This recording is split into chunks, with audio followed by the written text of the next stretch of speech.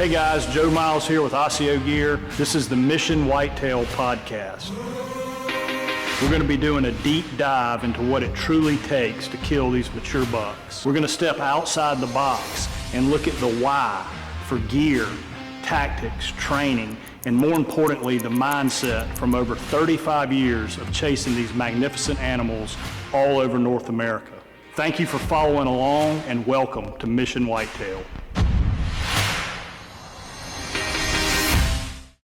All right, guys, Mission Whitetail, episode number 91. Got Adam Hayes back on. He is a regular on the podcast, and today's topic, we're going to kind of catch up on what he's been up to and what his plans are for the season, but to really talk about, because it's happening right now, maybe we can touch on the EHD stuff too, this hitting Indiana and Ohio, but talk about when these when guys have bucks that are super patternable early season velvet, and then seasons start to open, they start shedding their velvet, and the guy's like, man, I've had this buck on camera for a month and a half every single day, and now he's coming in every other day or only coming in at night, or he's gone, vanished. So we're going to get into that. Mr. Hayes, how you doing? Doing good, man. Appreciate the invite. Yeah, as always. Yeah, man. Well, I appreciate you always willing to do this. Absolutely. Now, you were saying right there when we got started that Sean killed a big one. Yeah, Sean Twitt, newest member of the show that lives down in Kentucky. He shot a giant last night. It's probably 180-inch deer. Pretty sure it's going to be his first Boone and Crockett deer, but he made a I don't want to say a bad shot, but he hit it. The deer was, coming along the edge of the field, and it was kind of quartering towards him, and he shot and hit it a little far forward, but the close shoulder was back, that leg was back, and the opposite was forward. And when he shot, I think he buried it into the opposite shoulder, but it was in front of the close one, so it looked like it could have been right in front of the heart. It was either a heart shot or the deer was going to survive. Wow.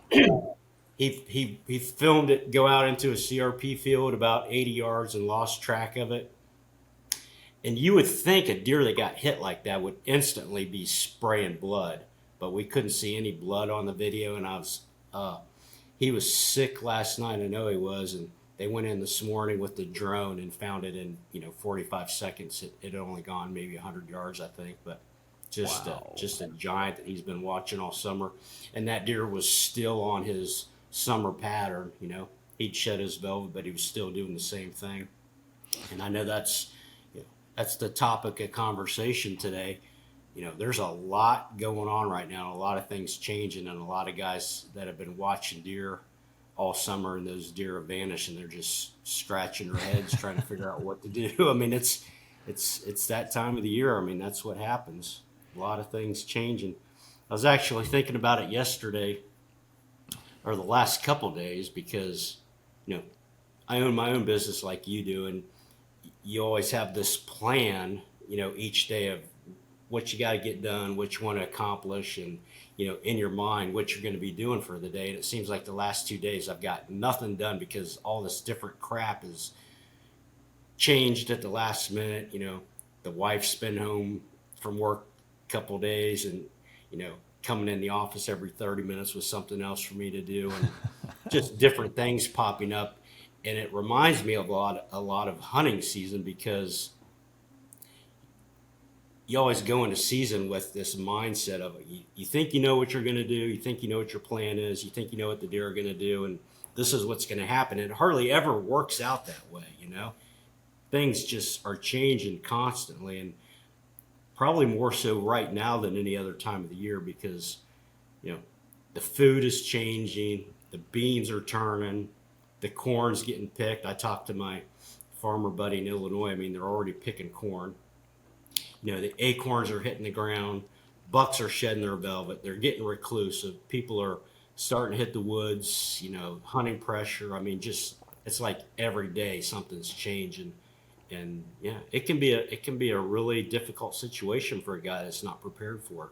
Yeah, and I think that's it. Is don't panic, be patient, and make the transition with them. But prime example of that is I just got back from Alberta on Sunday or Monday, and I can't tell you the number of trail camera pictures and spotting scope pictures of giant mule deer and giant whitetails.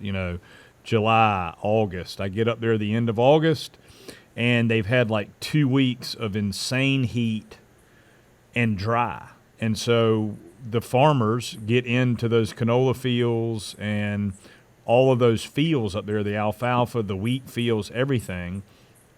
And normally that does happen, around that first week or two of September. But they normally, because it's a little cooler, at night they get off of the combines, and because they have to let the moisture dry out of the crops during the night, and then they start back, maybe it's 9, 10, 11 in the morning once it gets dry enough for them to get back in there. But it was so dry and so hot, they were running these things all night. They were making hay, which you can't blame them. But the problem with that is during the night, these mule deer especially would come back out in the fields and settle down a little bit, and you'd have a crack at them, the next morning. Well, man, literally there were three of us up there.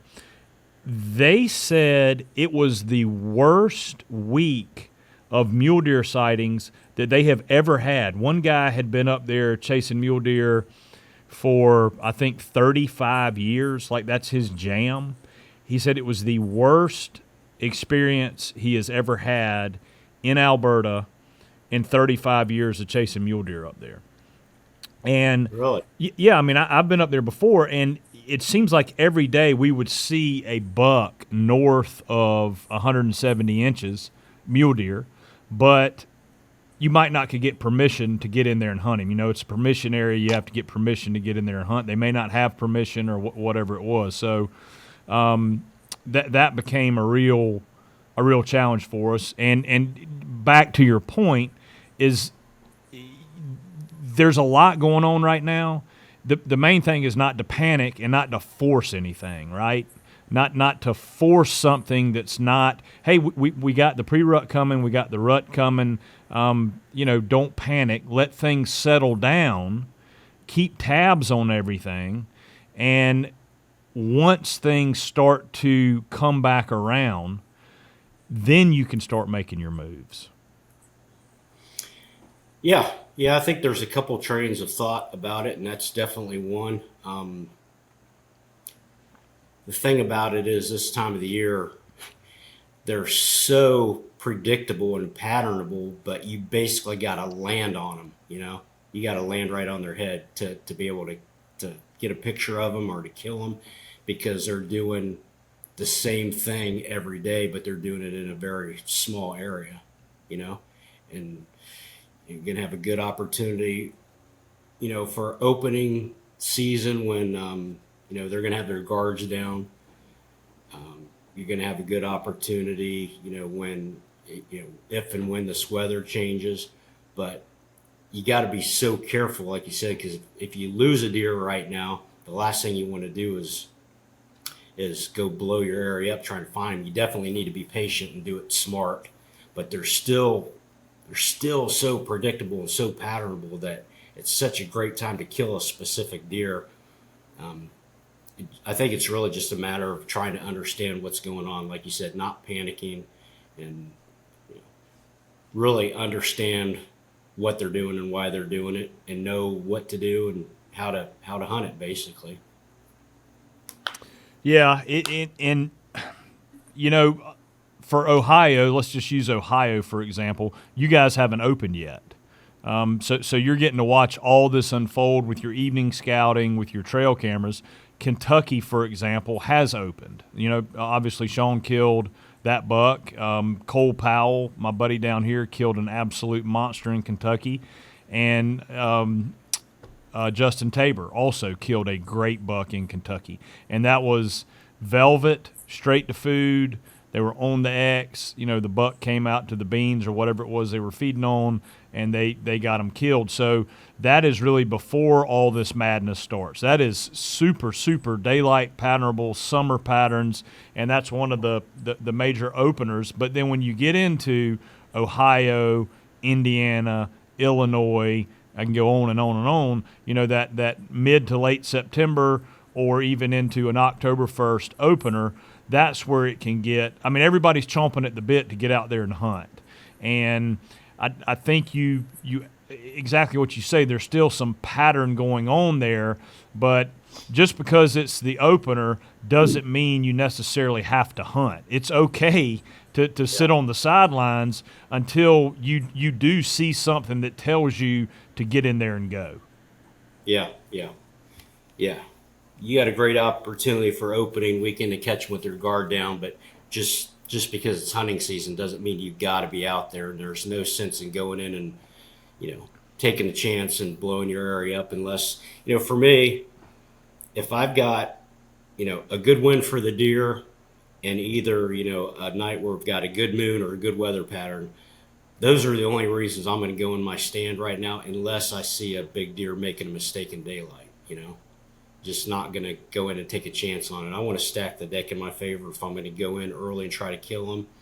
And that's kind of the criteria I'm looking for, unless, you know, you've got him showing up in daylight on camera making a mistake. So I tell guys a lot of times, you know, hunting big deer, toughest thing about hunting big deer sometimes is not hunting them, you know, until everything's lined up. You got the odds stacked in your favor, or you got him making a mistake in daylight. Well, what is your, I mean, like right now, what is Adam Hayes doing? Because nowhere that you hunt that I'm aware of is open yet. You open this weekend, or you open? Nope. Ohio is always the last Saturday of September. Okay.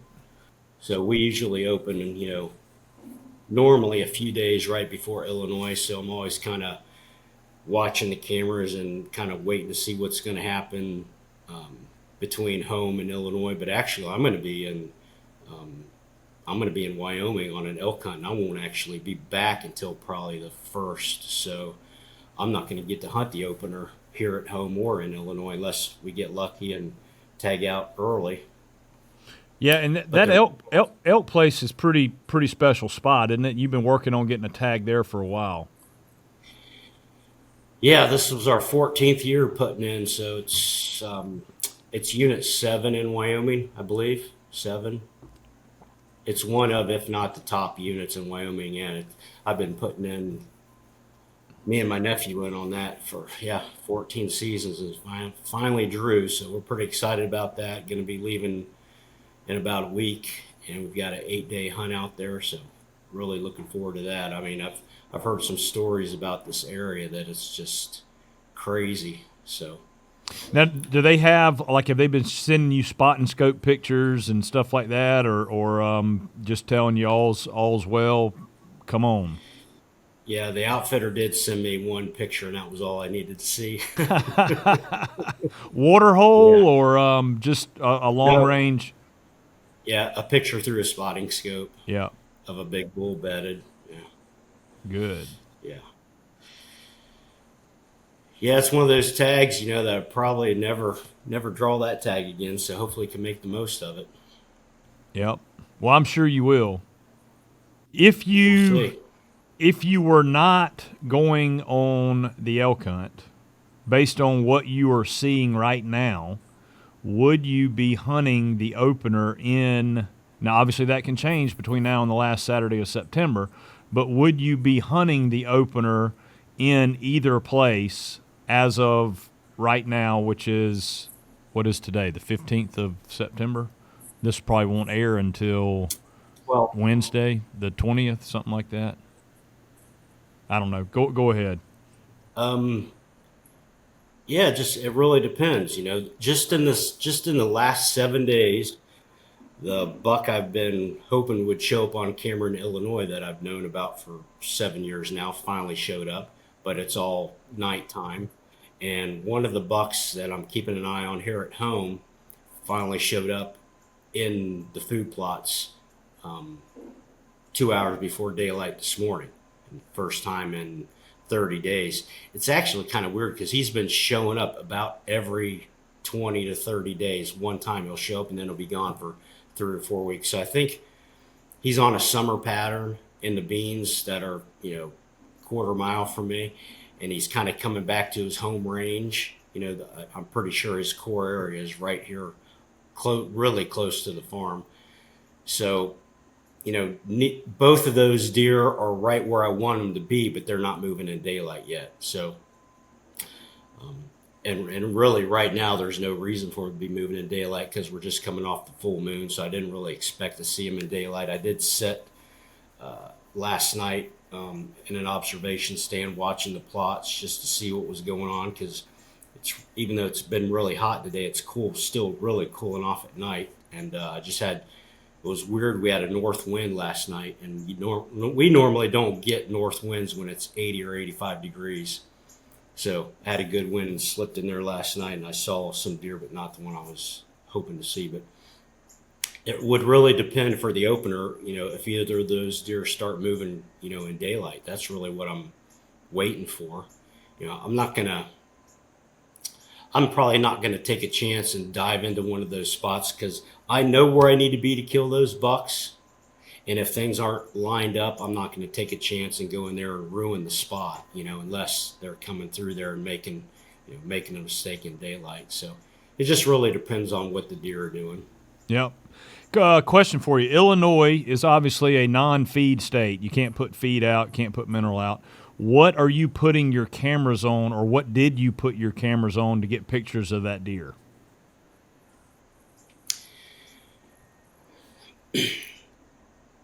It's almost one of the Bobby Worthington special rut funnels. It's probably the best funnel that I've ever found, ever hunted.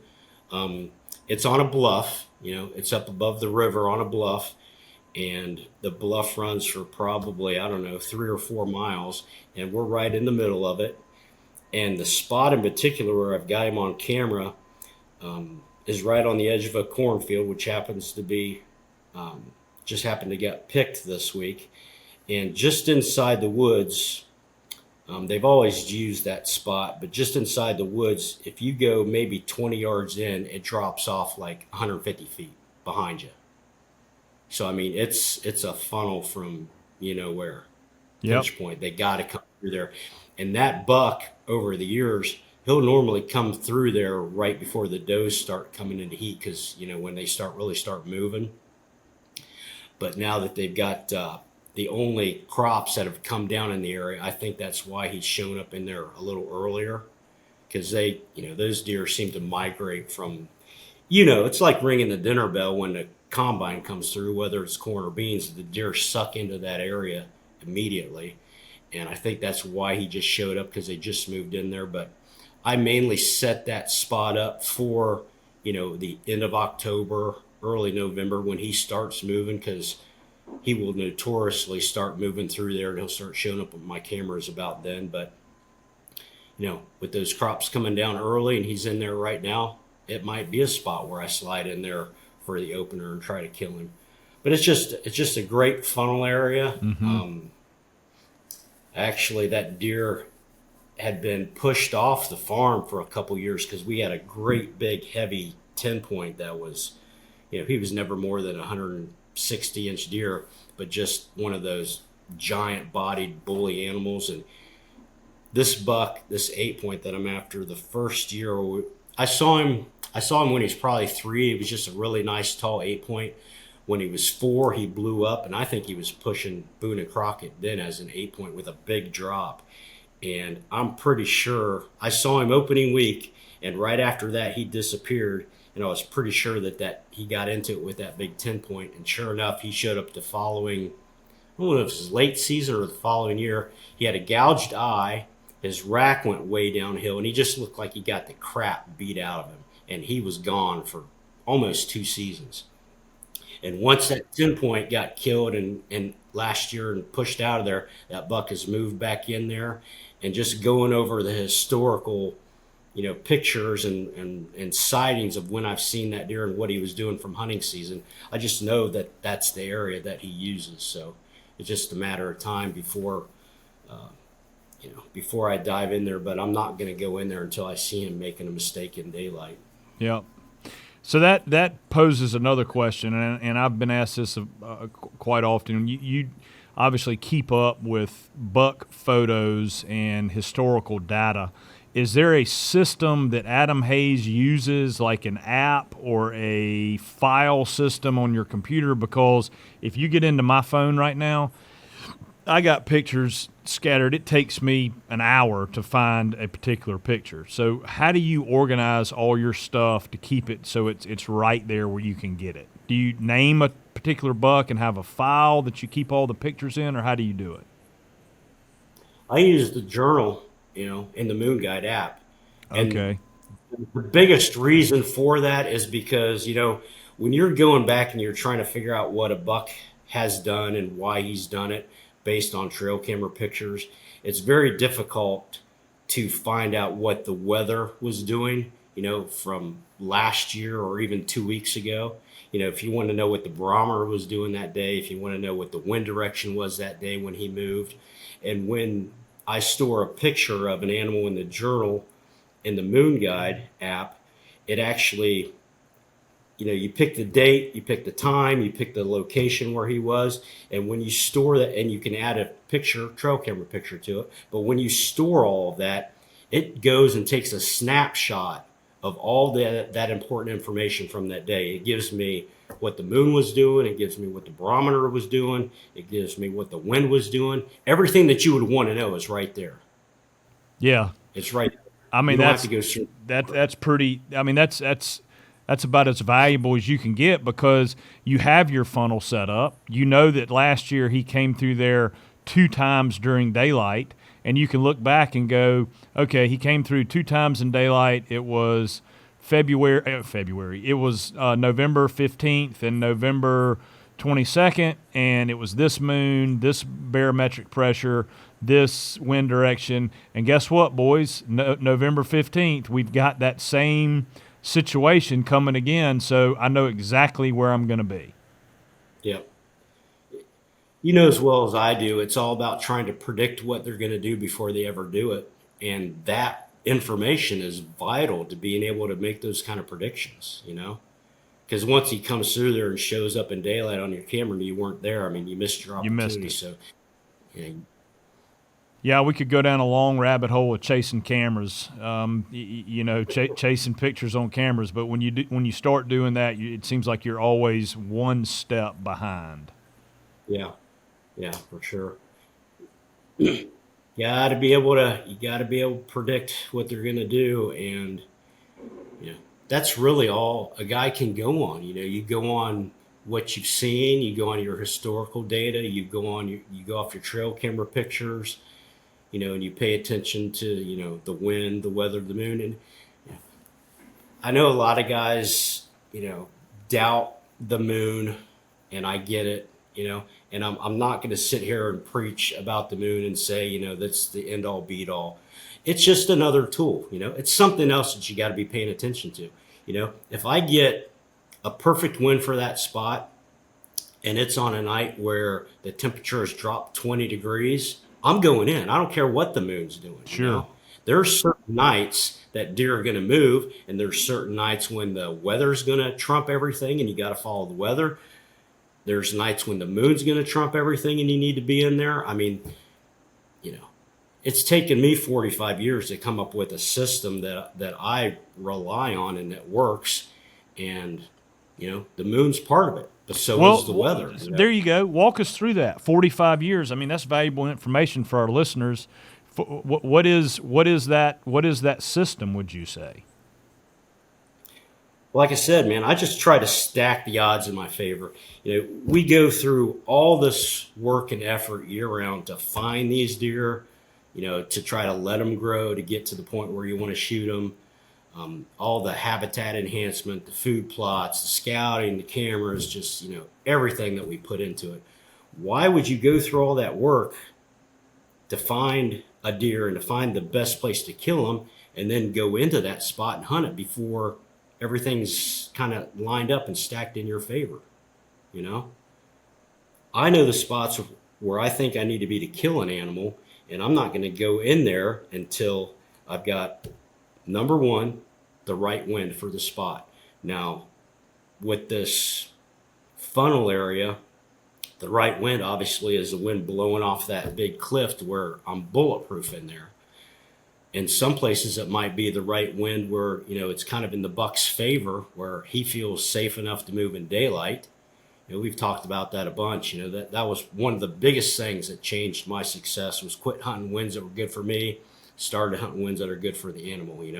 If he's a survival expert and he relies on his nose above all else, we'll flip the tables on him, give him the wind so he feels so comfortable that he gets up before dark and moves. So that's number one thing with me.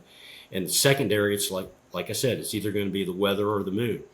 If you get a night where you got the perfect wind, you got a good red moon, and you got a perfect weather pattern, I mean, that's the perfect storm. You better be in there no matter what.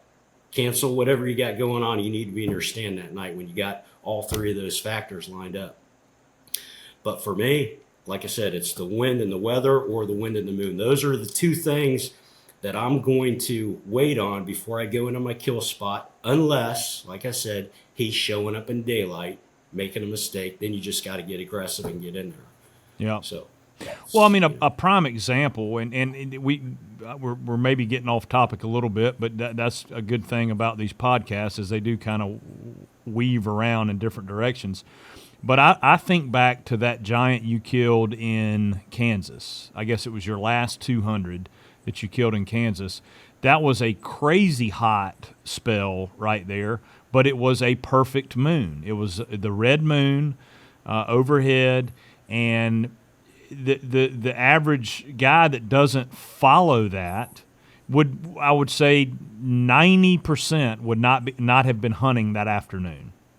And because you knew the buck was in there, and because you had the perfect moon, and if I remember right, you snuck down that ditch, and you had a absolute bulletproof way to get in and out, you sent it based solely on the fact that you knew the buck was there. I don't want to put words in your mouth. You had great access, and the moon was right.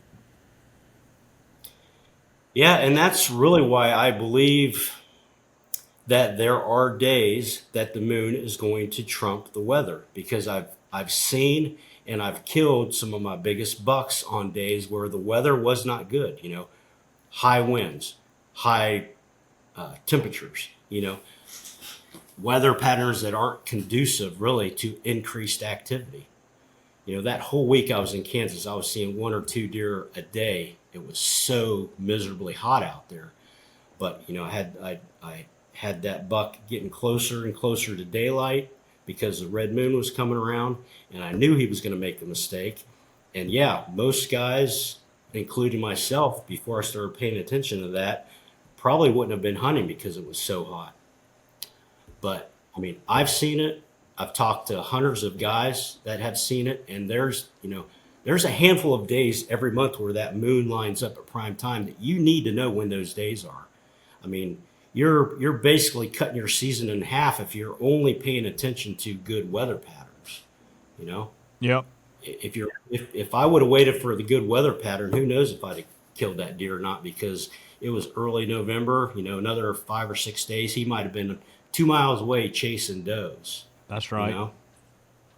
Yeah, and it is, man. It's all about paying attention to everything. Even if you have hesitations or reservations of something, it's still worth paying attention to it. If you don't think the barometer affects deer, if you don't think humidity affects deer, if you don't think the moon affects deer, don't rule any of that out. Pay attention to all of it, because everybody develops a system that works for them and what they are confident in. And I think confidence is a huge part of whitetail success, is when you're confident in your system, when you're confident in your equipment, whatever it may be, that's a big part of it. So I say open mind, right? Keep an open mind, and use all of the tools that are available, and just look at it. Yeah. Confidence is the name of the game. I mean, you are a different hunter when you're confident. You're paying attention to every little detail, and it's always those little details that make the difference. You know, that just that extra little thing you did to be quiet, or just going out of your way a little bit to try to stay, from getting detected. I mean, just those little things that you do when you're confident and you're expecting to be successful. It's the difference maker. It really is. Yeah. Well, let's shift gears a little bit here. Let's talk about EHD. Maybe it didn't hit in your area, but man, every time I get on Instagram right now, it's dead deer here, dead deer there. Don't know what I'm gonna do. My gosh, what do we do? Even my buddy Terry Peer, made a post yesterday or day before that said, "Guys, we need to stop contacting DNR. I mean, they're overwhelmed. I mean, they get it. There's nothing that they can do. They know that deer are dying. What is happening in your world right now? Are you seeing any of that? I'm knocking on wood while I say this. Yeah, I am too, and I have not seen it. I have not talked to anybody local here that's seen it, but I know that southeastern Ohio is just getting crushed. I mean, I've seen the posts on social media, guys canoeing and kayaking down the rivers and just seeing deer everywhere. And I saw a post, a guy was in Adams County, and he thinks he's lost all of his deer, not even going to be hunting in Ohio this year. I mean, So it's it's gotten into terrible. Adams. Yeah. Yeah, I keep hearing Adams over and over, and it looks like the majority of it is right there, right on the river, Ohio River. But if you look at a map, the maps from the DNR, it looks like it's kind of creeping up. But yeah, it's pretty concentrated in southeastern Ohio, and they just got crushed. I don't know if it was last year or 2 years ago they got hit really hard. So I mean, in the last 3 years, we've had two really bad outbreaks of that stuff. And I mean, I hate that for those guys. That's just terrible. I wish somebody could figure out what's going on with this and get it under control. Because I mean, it's going to take 4 or 5 years for those farms to rebound that lose all their deer. Without a doubt. Yeah. Yeah, I mean, Justin Hollinsworth, our buddy that does a lot with lone wolf and whitetail addictions, I mean, his farm is wiped out, like wiped out. Like every is it deer. doing that? What's that? Where's that It, at? it's in one of those hotbed EHD places, Oh, and it is. He said literally it's wiped out. Every mature buck on it is dead or gone, and you know he's got a great attitude. He's like, I'm just going to have to go hunt somewhere else. I mean, but think about the effort. I mean, he's put everything into this farm. The sweat equity, the equipment, the seed, all of that, the expense of all of that.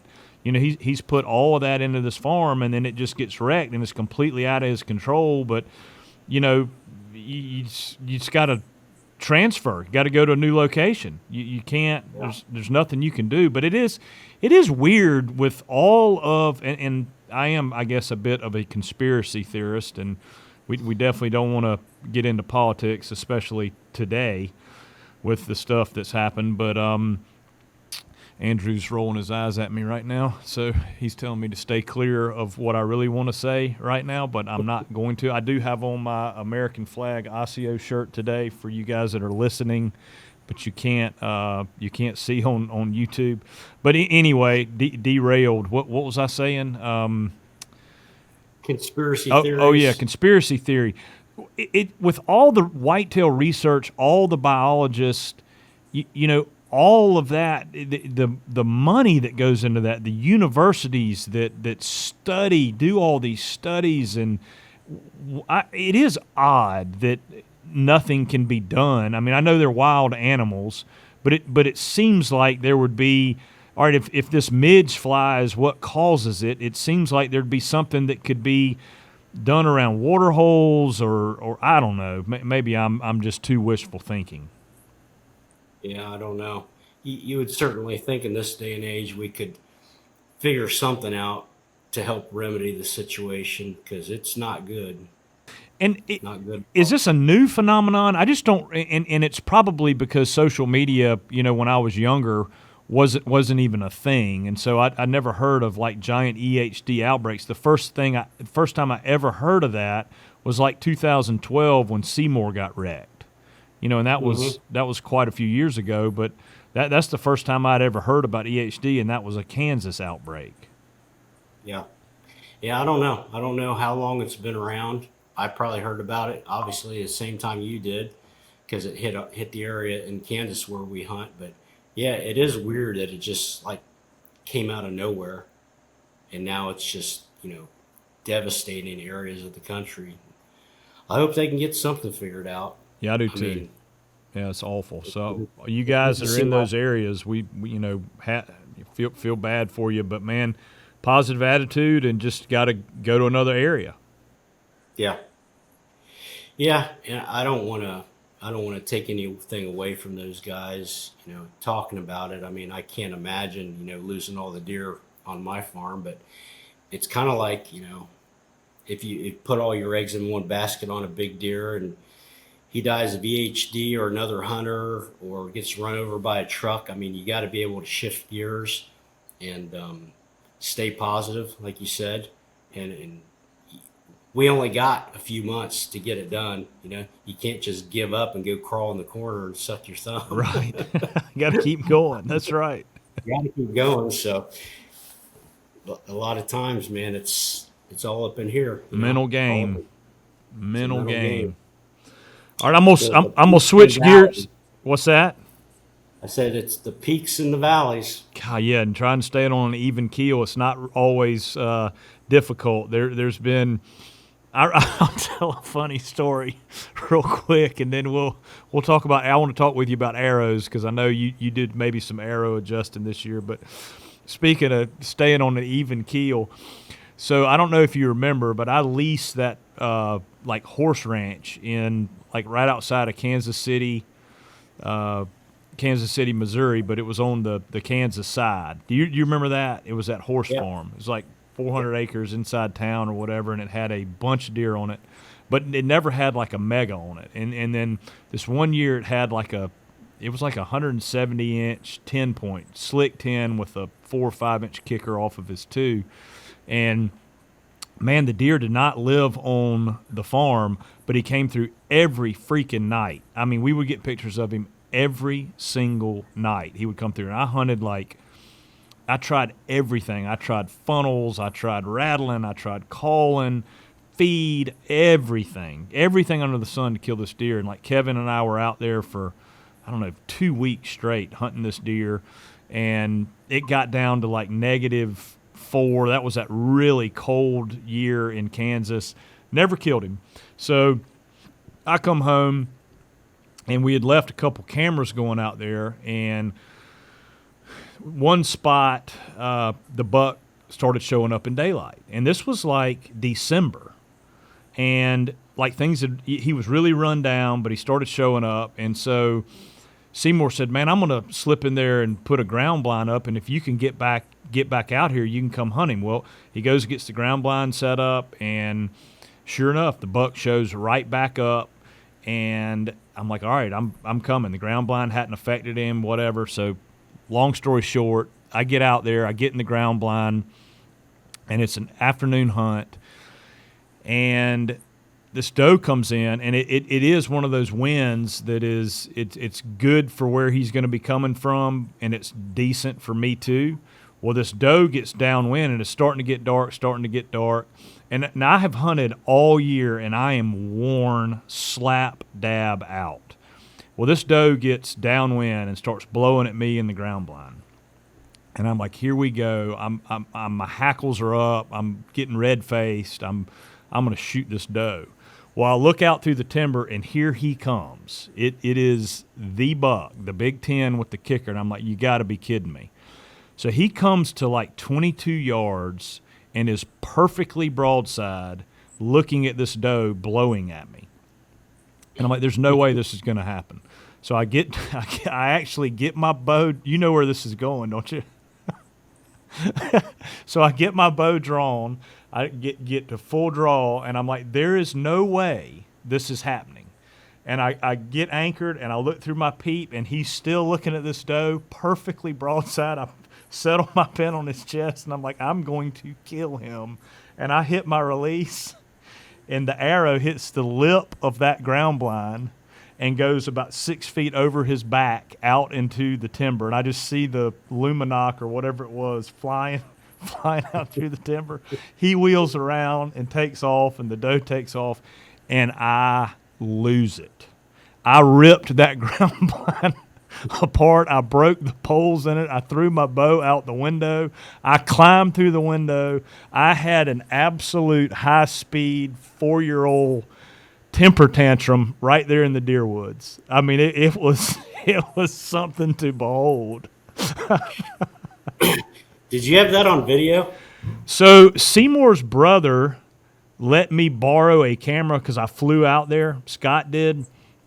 And it had some kind of shut-off timer on it. And so you would cut the camera on, and it would go like on standby, but then it would cut off. And it would, and when you cut it on, it sounded like a Nintendo game coming on. You know, it would go bling, boom, bling, bling, bling. That sound good, Andrew? Yeah. Yeah. And so I was like, this ain't gonna work. So if I cut it on and leave it running, that was part of my frustration too. I was hot about that. I was hot about the doe blow, and I was tired from hunting all year. So anyway, no, I did not have that on video. But if I'd had a GoPro, it would have gone viral for sure. Yeah, I didn't want to see the miss. I wanted to see the meltdown. Yeah, way better. Yeah, that's way better.